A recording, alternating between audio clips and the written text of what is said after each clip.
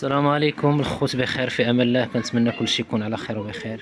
كما كنشوفوا هذا واحد الريلاكس ديال لي بيبي كيخدم بالحجر. مشكله عندنا مشكله هنا، انه الحجر ديما تيتكونسوما، وسكيف خصك ميزانيه معاهم ديال الحجر.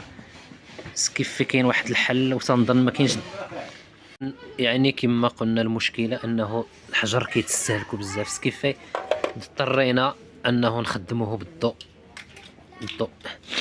طريقه سهله، خصها شي شويش ديال هذاك، ولكن سهله الحمد لله. خذ اي اباري عندك كما كانت فيها ترانسفور وفيها هذا. كنحتاجو شنو غنحتاجو هاد البياسه هذه بالضبط، والترانسفور ها هو دا موجود. اي حاجه، اي بياسه عندك مليوحه في الدار مهرسه خذها واستغلها.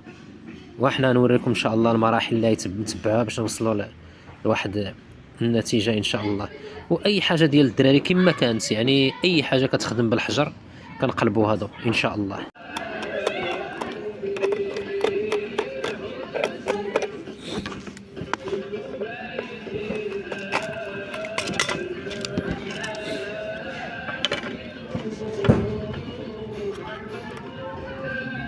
كنحاولوا نقلبوا على شي بلاصه اللي يمكن لنا نخرجوا فيها. كنحلوا هادو،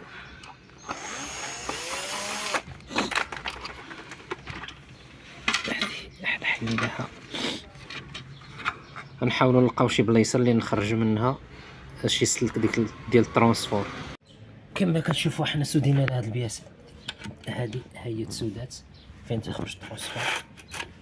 غنحاولوا دابا ما امكن نجمعوها باش نردوا كلشي لبلاصتو. الحمد لله حنا جمعنا هذه، مونطيناها. ها انتم كيما كتشوفوا لوريجين فيها حتى شي حاجه. غتولي ان شاء الله تخدم هي بالترانسفور. كما كتشوفوا ها هي خدمت. ها السليك، ها الترانسفور فين راكب.